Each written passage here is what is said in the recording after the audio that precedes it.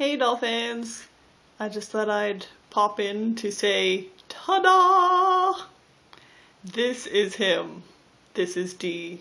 Welcome Dee, welcome to the family. Okay, well, so the alpaca wig is done. One more thing that I might try with it is this hair product. I haven't done it yet, but it is Fructis style texture tease. It's for giving the hair a windblown look. I've been procrastinating on using that today. I decided to show you the wig before using it. It already looks pretty windblown. A minute ago it was looking way too flat for this character. I wasn't recognizing him because it was so flat.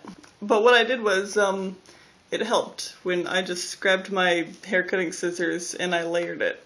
He's got some short stuff right here, as you can see. And I just did the front, you know, and I did a few different layers going down like that. And now he looks like this. And in order to style his hair, I just kind of blow on it. And that's how I like him to look, windblown. So, and then you can just sort of take your comb and just go like that. Pretty. Oh, it's really rainy outside and stormy right now, which is the reason for the good light. His hair color looks perfect right now. This is how his hair color should look. This is it. As I said before, it lights up really bright, too bright in the sunlight, but this is how I want it to look. It just depends on the light, how he's gonna look. I have to put some blinds up in this room in order to get better lighting. I've been struggling. So, anyway, I'm gonna show you what I've done. Here's how I've finished off, stop bobbleheading, the top of his head. I know you can't see too much, it's not as clear as I'd like it to be, but what I've done was I created a strip of, a hair weft. I took like a strip of netting or tulle, and I spread some hair across a thin slip of netting, and then I glued it down, made this weft, and then I glued it to the underside, and then flipped the hair out like that. And then I ironed it down so that it's always like, it folded it, you know. And then I noticed that I could still see some of the raw edge right here. And I could see my stitches. I put stitches in the edges to strengthen the edge. So for next time, what I really need to do when I do the stitches is to use the color of the hair. Use thread color of the hair. So I should have used blue this time, but I used white and it was just glowing. So since even after doing the inside hair that flips out, what I did was I just mixed up some blue paint and some glue, some Mod Podge glue, and I just mixed up a blue glue basically, and I just went along this thing very carefully without getting too much hair involved, and I covered it up, and now you can't even tell. Especially, I mean, not even in real life, you can't even tell unless you get right up on it. And I also sort of tried to glue this bottom hair like upward so that it lays up like that. Some of it took, but some of it didn't want to take.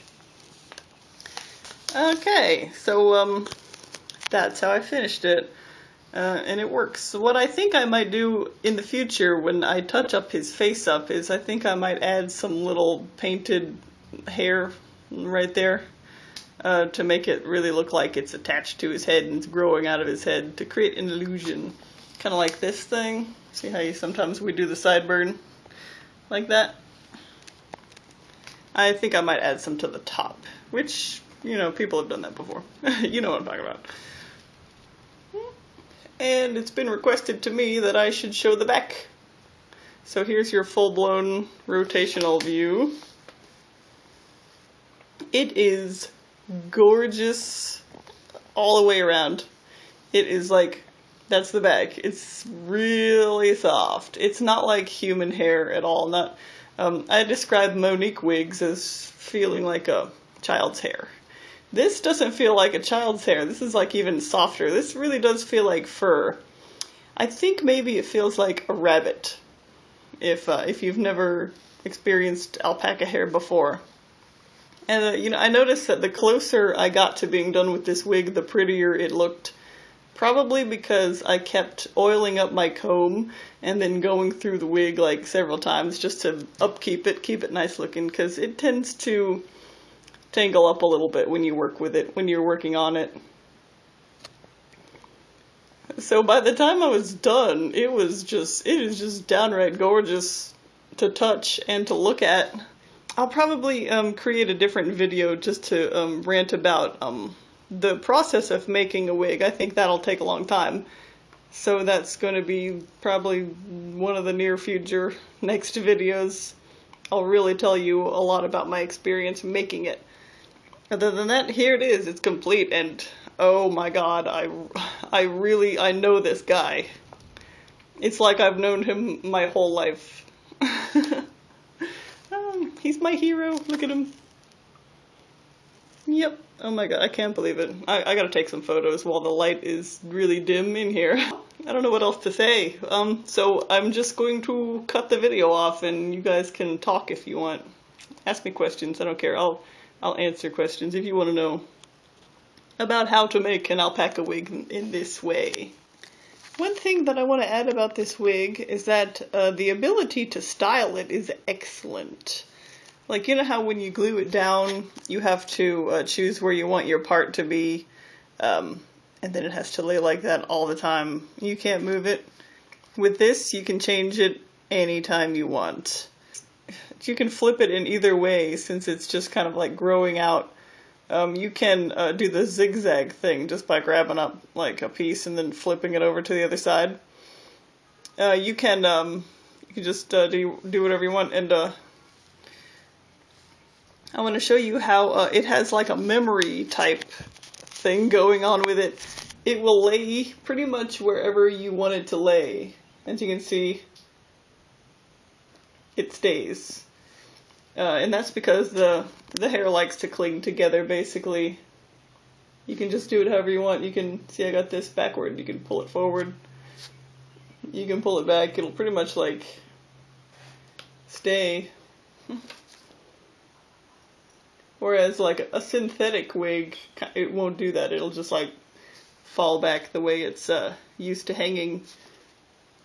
Look at this.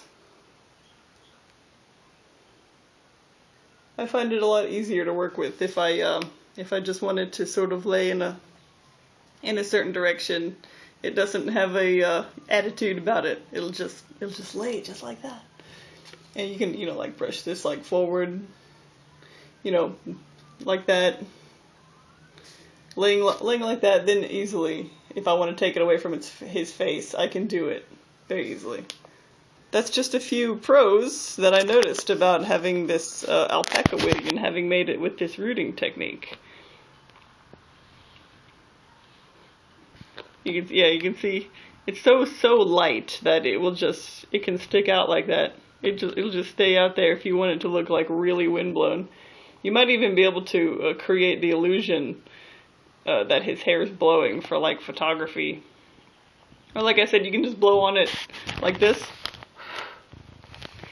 and take a few pictures while someone's doing that, you know, and it'll look like he's riding a motorcycle or something. In conclusion, I am very much interested in this. I think this is actually a very good idea for wig making. Alpaca hair that's rooted. I give it the thumbs up. It was very frustrating for me, frustrating journey, but I'm kind of surprised that it turned out as good as it did in the end. It really did turn out good, and I like this, and I'll probably make some more for my other dolls. Possibly Lemon. I bought like 3 ounces of alpaca hair. I can also tell you that making this SD wig, he wears like an 8'9". I had 64 locks when I was done washing it. I had 64 tied together locks, and they were very small locks, of course. That's why there were 64 of them. And it took less than half to make this wig. This is what the inside of the wig cap looks like. The hairs look so nice laying on the table. See there? There's my weft that I have glued down, and it's coming out like that. And you can see all of my thousands of little stitches of hair. This took more than a month, working diligently every day to put all those stitches in like that. The light's kind of bad. Yep, I started right before June. Before June started, and I just finished today. This is July 7th.